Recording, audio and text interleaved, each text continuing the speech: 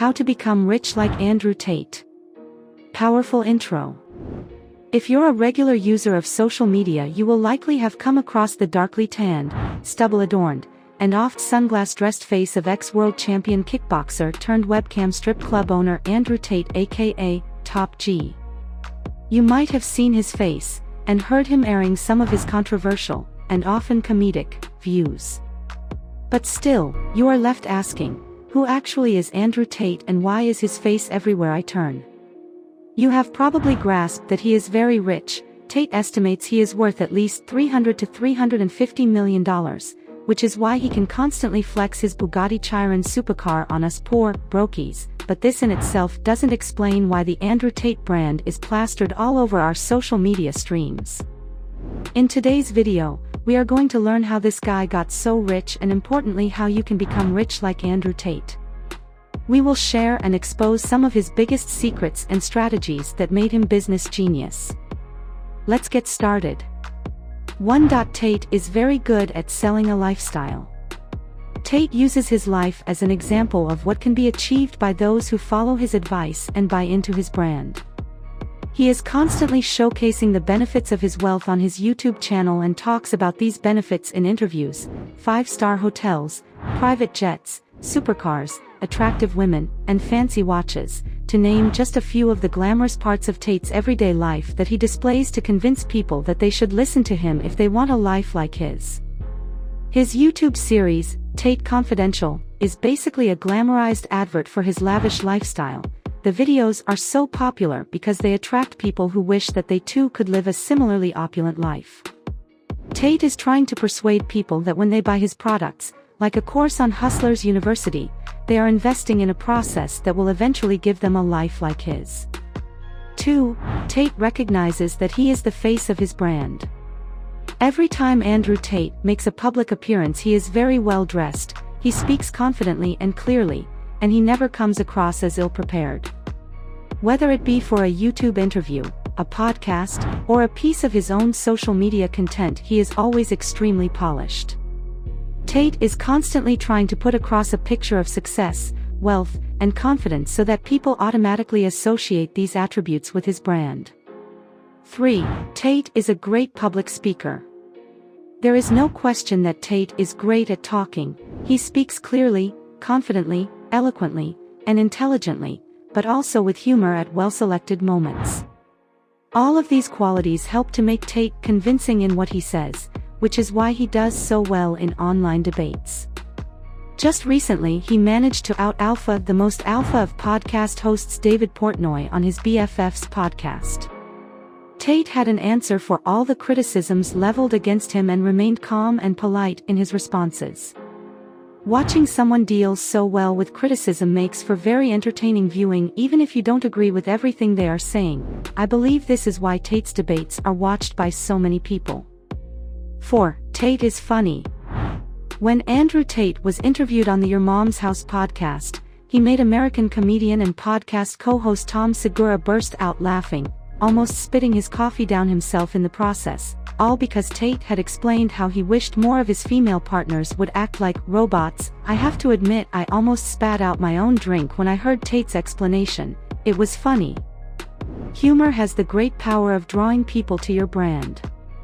Even people who aren't overly interested in what you're selling or who don't agree with everything that you are saying, they can still be drawn in by humor.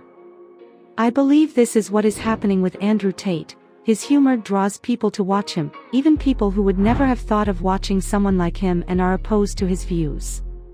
Humor is a great equalizer.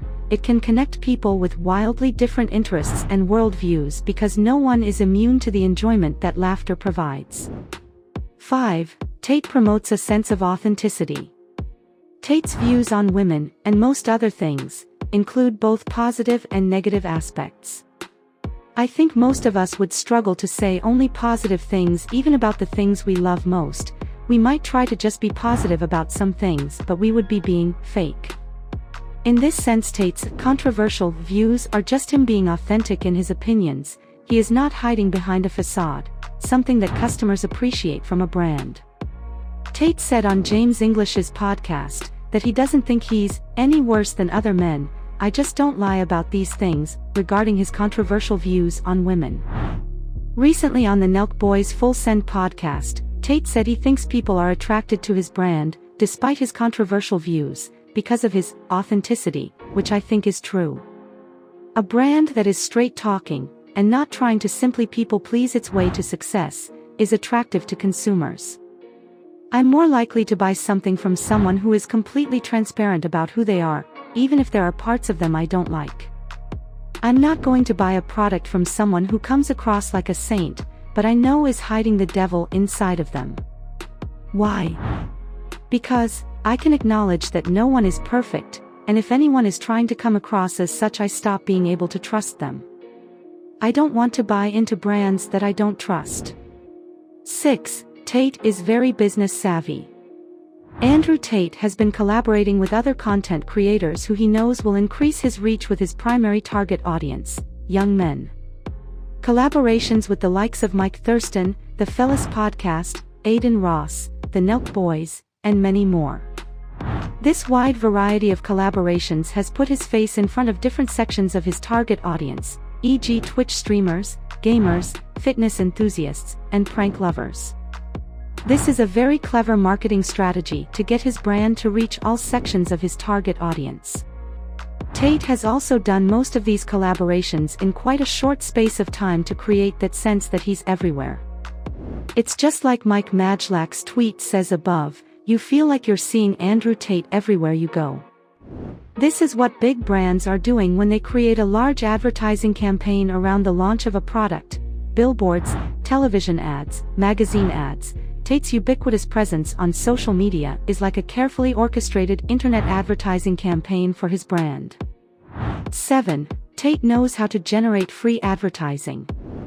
Some of Tate's courses in Hustlers University involve getting the students to create accounts on different social media platforms, primarily TikTok and YouTube, and to post on these accounts short clips of Tate which have a good chance of going viral. They are also told to post sign-up links to Hustlers University in the video's description. This is free advertising for Hustlers University and the Tate brand in general, whilst also potentially making the students money through AdSense on their videos and from affiliate marketing. The sign-up link they leave in the video description, if used, will get the student a percentage of the sign-up fee. This provides the students with an incentive to keep posting videos and is a clever way of maintaining a steady and constant stream of free advertising for Tate. Final thoughts.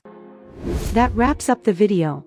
I hope you enjoyed it, and if you did, make sure to give it a thumbs up.